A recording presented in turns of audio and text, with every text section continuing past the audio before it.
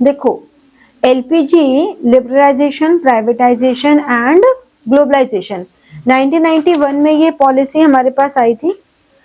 ठीक है, और क्यों हमें एनईपी को इंट्रोड्यूस करना पड़ा था, क्या रीजंस थे कि एनईपी लाना पड़ा उस टाइम पर, क्या रीजंस थे? क्या, जैसे कि बहुत सारे रीजंस में बीओपी डेफिसिट में चला गया था, और फॉरेन एक्सचेंज रिजर्व्स बहुत कम हो गए थे, 15 डेज का ही हमारे पास बचा था रिजर्व, और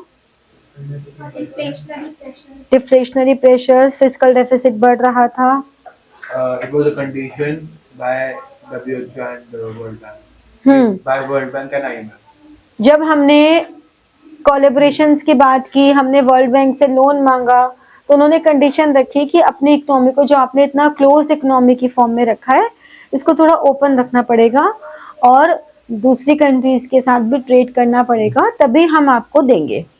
ठीक है, ये 1991 के जो क्राइसिस थे उसको ठीक करने के लिए फिर पॉलिसी आई थी।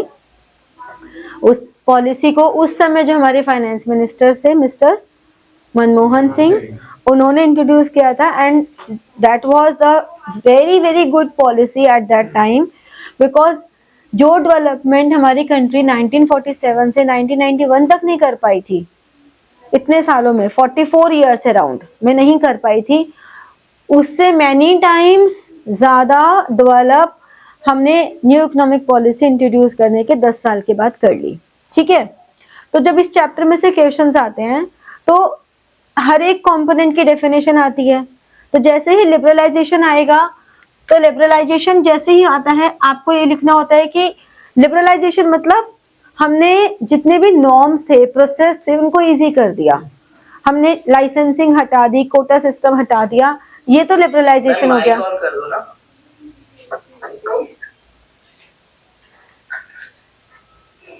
तो लिबरलाइजेशन में क्या हो रहा है, लिबरलाइजेशन में जो भी हमारी लाइसेंसिंग थी वो हटा दी, या जो भी हमारे पास ऐसी स्ट्रिक्ट नॉर्म्स थे उनको हमने कम कर दिया। तो एलपीजी एक ऐसा कॉम्प्रिहेंसिव टर्म थी कि कोई भी एक कंपोनेंट नहीं हटा सकते थे, मतलब हम सिर्फ लिबरलाइज नहीं कर सकते थे। अगर हम लिबरलाइज कर रहे हैं तो हम कहीं ना कहीं पब्लिक सेक्टर को भी हटा रहे हैं, तो प्राइवेटाइजेशन भी हो रहा है। अगर हम लिबरलाइज कर रहे हैं तो कहीं ना कहीं हम इंपोर्ट एक्सपोर्ट प्रोसीजर्स को भी हम लिबरल कर रहे हैं, तो हम ग्लोबलाइजेशन को भी इंपॉर्टेंस दे रहे हैं। तो एक तरह से लिबरलाइजेशन, प्राइवेटाइजेशन और ग्लोबलाइजेशन पैरेलली चले थे, किसी एक को अलग से हम नहीं चला सकते। तो इसमें एक तो ये वाले क्वेश्चंस आते हैं। दूसरे जो इसमें क्वेश्चंस की वैरायटी आती है वो इंडियन इकोनॉमिक्स के हर चैप्टर में आती है, क्रिटिकल एनालिसिस। जब भी आपसे क्रिटिकल एनालिसिस वाले क्वेश्चंस पूछेंगे तो हमेशा ध्यान रखना, क्रिटिकली एनालिसिस में आपको पॉजिटिव एंड नेगेटिव दोनों ही पॉइंट्स देने हैं हमेशा। कभी भी क्रिटिकल एनालिसिस में ये मत करना कि आप कोई एक पॉइंट दो, कभी भी मत करना। क्रिटिकली मतलब एनालाइज करना है, पॉजिटिव नेगेटिव दोनों दोगे और उसके बाद एक कंक्लूजन दोगे। ठीक है, कभी भी हम ये नहीं, आपको स्पेसिफिकली लिखा है कि गिव इन फेवर या गिव अगेंस्ट, तब तो बात ही खत्म हो गई। अगर आपको लिखा है गिव 3 पॉइंट्स अगेंस्ट लिबरलाइजेशन या 3 points in favour of liberalisation, why liberalisation was so important, तो अब तो आपको फेवर में मांगे है ना आपसे। लेकिन अगर आपसे ये पूछा है कि do you think liberalisation was good for, या new economic policy was good for the economy, do you think में तो अब आप या तो यस दोगे, अगर आप यस दोगे कि हाँ गुड थी तो आप उसके फेवरेबल पॉइंट्स दोगे, अगर नो लिखोगे तो आप उसके अगेंस्ट के पॉइंट दोगे। तो बट अगर एक्चुअल में देखा जाए तो ना तो पूरी तरह से फेवरेबल थे और ना पूरी तरह आप उसके अगेंस्ट थे, तो आपको एक बैलेंस आंसर देना पड़ेगा कि to some extent it was good but there were some loopholes also, तो आपको पॉजिटिव और नेगेटिव दोनों पॉइंट्स देने हैं। ठीक है, तो हमारे पास जितने भी इकोनॉमिक रिफॉर्म्स थे, हमारी न्यू इकोनॉमिक पॉलिसी के जो मेन ऑब्जेक्टिव्स थे वो क्या थे, to reduce fiscal deficit and to have relative price stability. ठीक है, पब्लिक सेक्टर का जो एरिया ऑफ ऑपरेशन है उसको कम कर देना और प्राइवेट सेक्टर को ज्यादा एरियाज दे देना। ठीक है, जितनी भी इंडियन पॉलिसी है इंडस्ट्रियल लाइसेंसिंग है उनको एबॉलिश कर देना और फॉरेन इन्वेस्टमेंट्स को बढ़ावा देना, उनको और अट्रैक्ट करना। ठीक है, ऐसे ही जो भी टैरिफ ड्यूटीज हैं उनको रिड्यूस करना और जो भी कोटा रिस्ट्रिक्शंस हैं उनको हटा देना। तो ये सब हमारे ऑब्जेक्टिव्स थे न्यू इकोनॉमिक पॉलिसी 1991 के। ध्यान रखना एनईपी एक है एनईपी 1991, एक है एनईपी 2020। क्या फर्क है दोनों में? इकोनॉमिक है, ये एजुकेशन है। हाँ, और ये इकोनॉमिक है और ये एजुकेशन है, और बस एक ही डिफरेंस है।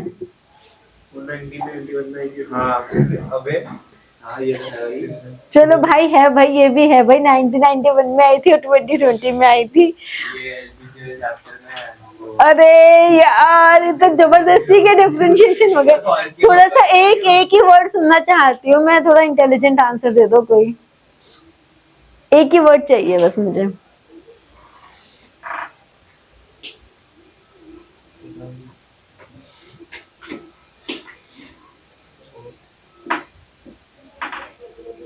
किसी को भी नहीं क्लिक कर रहा। फुल फॉर्म बोलो एनईपी की।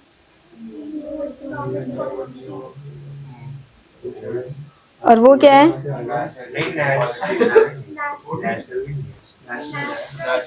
दिस इज नेट न्यू और दिस इज नेशनल। ओ ओ इतनी सी बात ही थी, बस इतना सही सुनना चाहती थी क्या?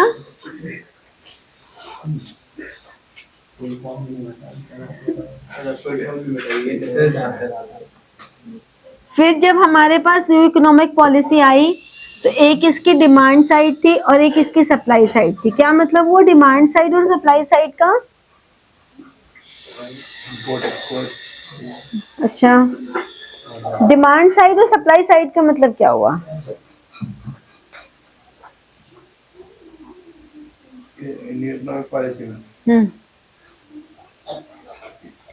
डिमांड साइड में हमारे पास मैक्रो इकोनॉमिक्स मेजर्स थे, स्टेबलाइजेशन मेजर्स, मतलब इकोनॉमी के अंदर स्टेबलाइजेशन के लिए काम कर रहे थे वो। ठीक है, इकोनॉमी में जो हड़कंप मचा हुआ था बीओपी का, फॉरेन रिजर्व्स का, उनको थोड़ा सा शांत स्टेबल करने के लिए काम कर रहे थे। जबकि सप्लाई साइड हमारे स्ट्रक्चरल एडजस्टमेंट के लिए थी, ये स्ट्रक्चरल एडजस्टमेंट के लिए काम कर रहे थे। स्ट्रक्चरल एडजस्टमेंट मतलब हमारा ट्रेड फ्लो किस तरह से काम करेगा, हमारे कंपोनेंट्स क्या रहेंगे इंपोर्ट एक्सपोर्ट के, हमारी industries public sector private sector में कैसे रहेगा, इन सब के बारे में बात कर रहे थे। ठीक है, समझ में आया क्या होता है ये? फिर हमारे पास आता है लिबरलाइजेशन। लिबरलाइजेशन क्या होता है? अभी हमने बात की थी लिबरलाइजेशन की। क्या होता है? रिस्ट्रिक्शंस को रिमूव करना, इकोनॉमी ओपन करना, क्या ट्रेड बैरियर्स हटाना, गवर्नमेंट कंट्रोल्स को थोड़ा लिबरलाइज करना, कम करना। हाँ, तभी तो सब साथ साथ ही चलते हैं। हम तभी तो कहते हैं कि कोई भी एक, जब हम ये कह रहे हैं कि गवर्नमेंट अपने कंट्रोल को थोड़ा कम कर रही है तो लिबरलाइजेशन और प्राइवेटाइजेशन दोनों का पार्ट हो गया। लेकिन जब हमें कहते हैं कि public sectors converted into private sector तो हम प्योरली प्राइवेटाइजेशन की बात कर रहे हैं। शब्दों के इधर उधर रखने से ही एकदम डेफिनेशंस चेंज हो रही है, बात तो सब में सेम ही चल रही है ना। अगर मान लो कोई ऐसे सेक्टर्स थे जो पब्लिक सेक्टर के लिए रिजर्व थे, पब्लिक सेक्टर ने वहां से लाइसेंसिंग हटा दी अपनी कंट्रोल, तो हमने क्या लिबरलाइज कर दिया। लेकिन वो पब्लिक सेक्टर ने वो हटा के लाइसेंसिंग प्राइवेट सेक्टर को दे दिया फ्री, तो वो प्राइवेटाइजेशन हो गया। बेसिकली प्राइवेटाइजेशन है कि पब्लिक सेक्टर कन्वर्ट हो रहा है प्राइवेट में, वो प्राइवेटाइजेशन है।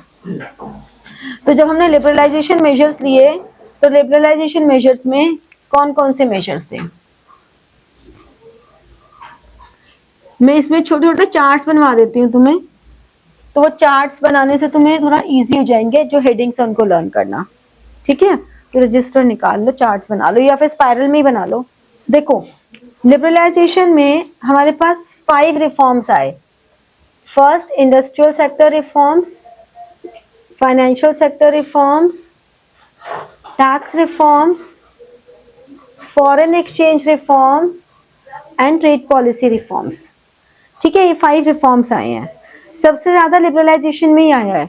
उसके बाद क्योंकि लिबरलाइजेशन एक बार होने से ऑटोमेटिकली प्राइवेटाइजेशन एंड ग्लोबलाइजेशन पे बातें आ गई, क्योंकि वो तो उसी के पैरेलल चल ही रहे हैं ना हमारे पास। जैसे कि फर्स्ट अगर हम ले इंडस्ट्रियल सेक्टर रिफॉर्म्स, तो जितने भी रिसोर्सेज थे उनका ऑप्टिमम यूटिलाइजेशन, मतलब पहले क्या रहा था कि सारा का सारा पब्लिक सेक्टर ने अपने कंट्रोल में लिया हुआ था। तो इतनी बड़ी हमारा देश, उसमें सारा का सारा वो कंट्रोल कर नहीं पा रहे थे, तो वहां पे काफी से रिसोर्सेज थे जो पूरी तरह से यूटिलाइज हो ही नहीं रहे थे। तो उन्होंने ऐसे में क्या किया, काफी सारी इंडस्ट्रीज को उन्होंने पब्लिक सेक्टर की लिस्ट से हटा दिया और सिर्फ 6 इंडस्ट्रीज जो कि नेशनल सिक्योरिटी से कंसर्न में थी, 6 इंडस्ट्रीज को उन्होंने अपने अंडर में रखा। कौन सी थी वो 6 इंडस्ट्रीज, याद है? रेलवे, एटॉमिक कुछ था, एनर्जी, एटॉमिक एनर्जी और आर्म एम्यूनिशन। इंडस्ट्रीज की बात कर रही हूँ मैं इंडस्ट्रीज की बात कर रही हूँ। 6 इंडस्ट्रीज कौन सी थी? डिफेंस, रेलवे, इंडस्ट्री की बात कर रही हूँ मैं बार बार बोल रही हूँ इंडस्ट्री, डिफेंस और कम्युनिकेशन। इंडस्ट्री बताओ। लिकर, टोबैको,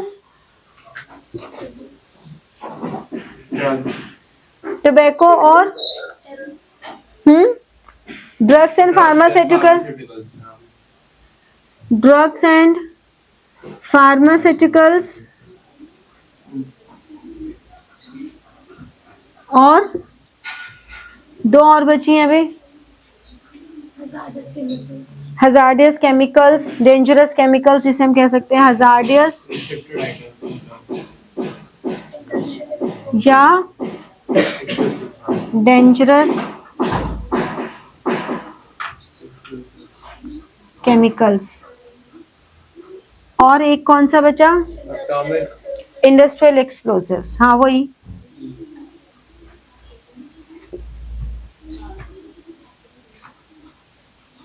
ये सब इंडस्ट्री उन्होंने अपने पास रखी। ठीक है, इसी तरह से अगर हम आगे की बात करें पब्लिक सेक्टर पे, जो तुम अभी बातें कर रहे थे वो यहाँ पर आ जाएंगी कि पब्लिक सेक्टर ने अपने पास और जो इंडस्ट्रीज थी, ये तो उन्होंने जो सेव करके रखी, ये तो इंडस्ट्रीज थी जो यूटिलाइजेशन ऑफ रिसोर्सेज की वजह से रखी। यहाँ पे ही कंफ्यूजन होती है, जैसे तुम लोग अभी हुए हो कि अगर आपसे ऑप्टिमम यूटिलाइजेशन ऑफ रिसोर्सेज की वजह से पूछा जा रहा है, तो ये 6 इंडस्ट्रीज उन्होंने अपने पास रखी फर्स्ट पॉइंट के अंडर में।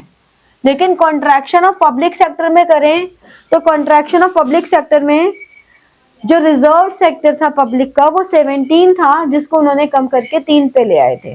कौन से 3 थे? ये वाले 3 सेक्टर थे। अब यहाँ पे वो आएगा तुम्हारा, एक तो डिफेंस इक्विपमेंट, एक atomic energy generation and railways. समझे? बात वही है, इंडस्ट्रीज हम यहाँ पूछ रहे हैं, इंडस्ट्रीज हम वहां पूछ रहे हैं, लेकिन दोनों में डिफरेंस क्या है? जब आपसे पूछा जाए कि कॉन्ट्रैक्शन ऑफ पब्लिक सेक्टर, यहीं पे एमसीक्यूज में मात खा जाते हैं, क्योंकि हमें याद तो सही होता है, लेकिन हमसे पूछा गया due to contraction of public sector, तो उसमें 3 ही आएंगे। अब उन्होंने क्वेश्चन पूछा contraction of public sector, answer हम दे रहे हैं ऑप्टिमम यूटिलाइजेशन वाली इंडस्ट्रीज, तो वहां गड़बड़ हो जाती है। तो इस चीज का ध्यान रखना, जो आपके मार्क्स कट जाते हैं इन छोटी छोटी चीजों में। फिर reforms in small scale sector में उन्होंने बहुत सारी इंडस्ट्रीज जो कि स्मॉल स्केल सेक्टर के लिए रिजर्व करके रखी हुई थी कि ये एसएसआईज ही बनाएंगी, उन्होंने उन इंडस्ट्रीज को डी रिजर्व कर दिया। तो अब एसएसआईज के पास ना होके वो बाकी सबके लिए भी हो गया। इस पे बहुत ज्यादा डिबेट्स भी हुई थी, क्योंकि उससे एसएसआईज के लिए कंपटीशन आ गया ज्यादा, लेकिन वो जरूरी भी था उस टाइम के लिए। फिर फाइनेंशियल सेक्टर रिफॉर्म्स में जब हम आए, तो फाइनेंशियल सेक्टर में कौन आते हैं? Banking, non banking institutions, stock market, foreign exchange market. तो यहाँ उन्होंने क्या किया, यहाँ उन्होंने सबसे पहले तो आरबीआई जो पहले रेगुलेटर था उसको फैसिलिटेटर बना दिया। रेगुलेटर मतलब वो पूरी तरह रेगुलेट करता था, जो वो कहे वही करना है आपको। फिर उसने कहा कि नहीं, उसने थोड़ा सा उसको डेमोक्रेसी पे डाल दिया कि ठीक है यहाँ तक आपकी चलेगी, उसके बाद आपको जरूरत है तो आरबीआई से परमिशन लेनी होगी, ठीक है। तो वो हमारे रेगुलेटर से फैसिलिटेटर हो गई। हमारी cash reserve ratio, statutory liquid ratio, जिन दोनों को मिला के हम बोलते हैं LRR, लीगल रिजर्व रेशो। तो CRR क्या होती है, द परसेंटेज, ध्यान रखना परसेंटेज लिखना है, कभी भी अमाउंट नहीं लिखना। तो percentage of net time deposits, net deposits, या percentage of total deposits, percentage of net liabilities which is to be kept by commercial banks with themselves, वो स्टैट्यूटरी लिक्विड रेशो है। Which is to be kept by commercial banks with central bank, वो CRR है। Bank rate, ये सब उन्होंने reduce कर दिया। जो फॉरेन इंस्टीट्यूशनल इन्वेस्टमेंट्स है उनको उन्होंने इंक्रीज कर दिया। सेबी एस्टैब्लिश तो पहले ही हो गया था, 1988 में एस्टैब्लिश हो गया था, लेकिन एस्टैब्लिश होने के बावजूद भी उसको एक ऑटोनॉमस स्टैट्यूटरी बॉडी का स्टेटस नहीं मिला था। 1991 में सेबी को भी एक स्टैट्यूटरी बॉडी का स्टेटस मिल गया कि अब वो ज्यादा फ्रीली काम कर सकती है, क्योंकि अब उसके खुद के नॉर्म्स बन गए हैं, ठीक है ना। टैक्स रिफॉर्म्स में अगर आपसे फिस्कल रिफॉर्म्स पूछे जाएं तो आप टैक्स रिफॉर्म से लिखोगे। टैक्स रिफॉर्म्स में अगर हम बात करें तो टैक्स दो तरह का होता है, एक होता है डायरेक्ट टैक्स, एक इनडायरेक्ट टैक्स। क्या डिफरेंस है, डायरेक्ट टैक्स आप शिफ्ट नहीं कर सकते, इनकम पर बेस्ड होता है, जबकि indirect tax can be shifted, और ये जिसने पे करना है और जो एक्चुअली में पे कर रहा है, these two are the different person, may be different और मे बी सेम।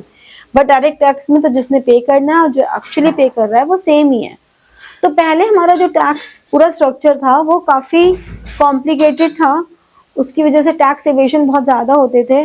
तो वो चीज बेटर फॉर्म में आ गई कि टैक्स इवेशन कम करने के लिए उन्होंने टैक्स भी रिड्यूस किया और सिंप्लीफाई भी कर दिया काफी हद तक, ठीक है।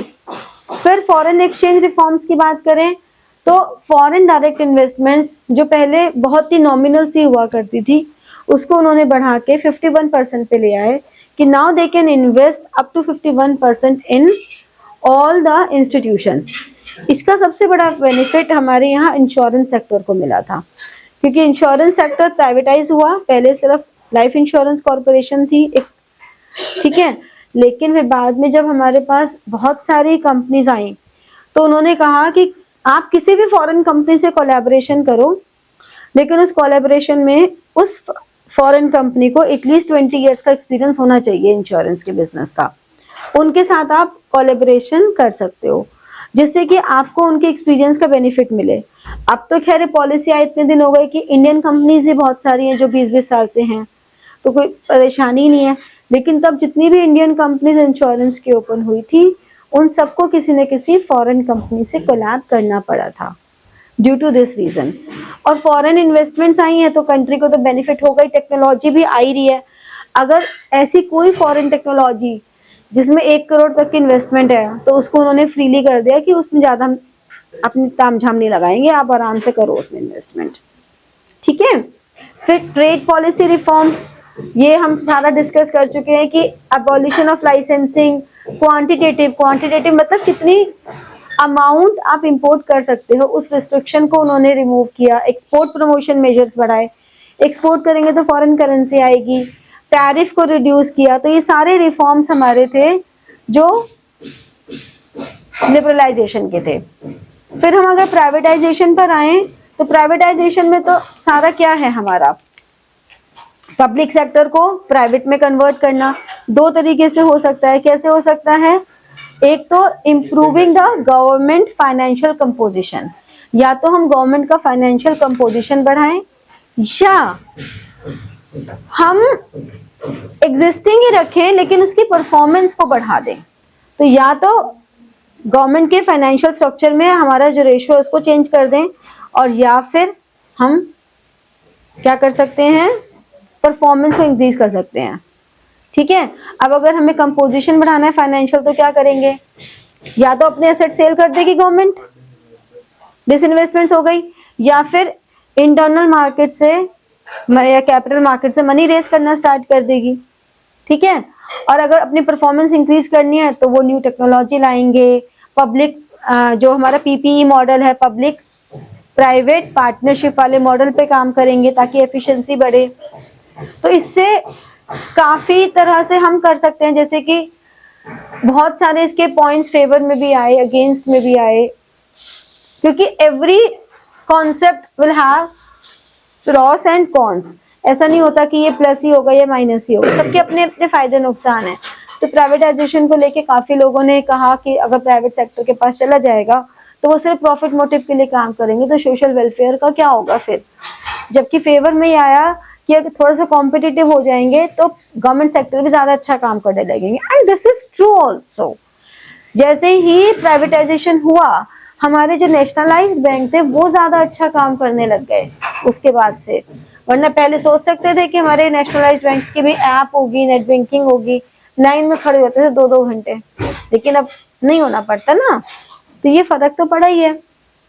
फिर प्राइवेटाइजेशन में उन्होंने जो डिसइन्वेस्टमेंट की वो 2 तरीके से की। एक तो माइनॉरिटी सेल की, माइनॉरिटी सेल में तो उन्होंने अपना कुछ परसेंट जो है वो पब्लिक इशू में निकाल दिया।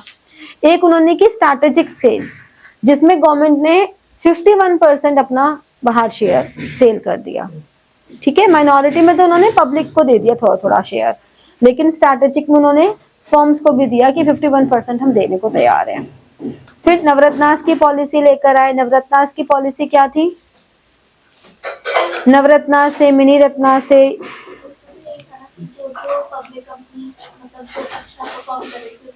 उनको गवर्नमेंट अपनी टाइटल्स दे रही थी, और गवर्नमेंट ऑपरेशनल फाइनेंशियल उनको अपना और मैनेजरियल ऑटोनॉमी दे रही थी कि भाई आप ये अपने लेवल पे करो, तो ये उनको बेनिफिट मिल रहे थे, समझे।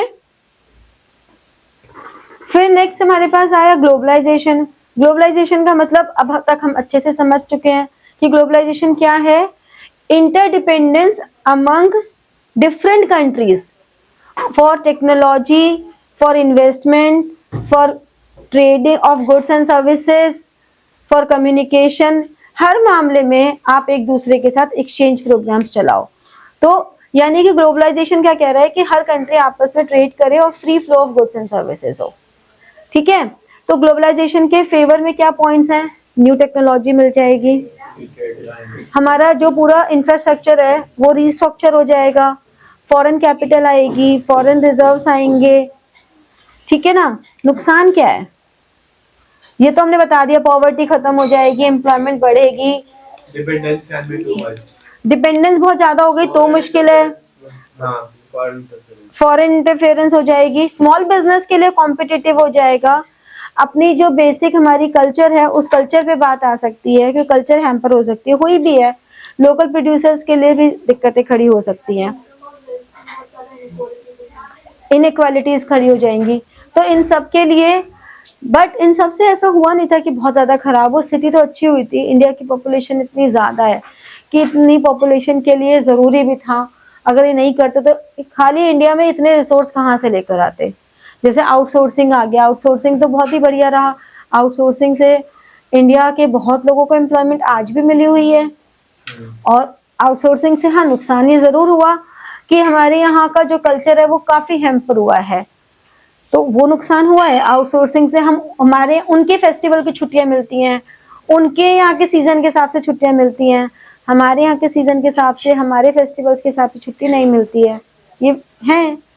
और फायदा भी हुआ है, और उनके लिए भी थ्रेटनिंग हुई है आउटसोर्सिंग से, तो कि उनको भी लग रहा था कि भाई अब तो आउटसोर्सिंग हो रही है तो हमारी करेंसी बाहर जा रही है, हमारे कंट्री के सीक्रेट्स बाहर जा रहे हैं, तो ये सब प्रॉब्लम्स आ ही रही थी। तो ये सब हो गया कहानी।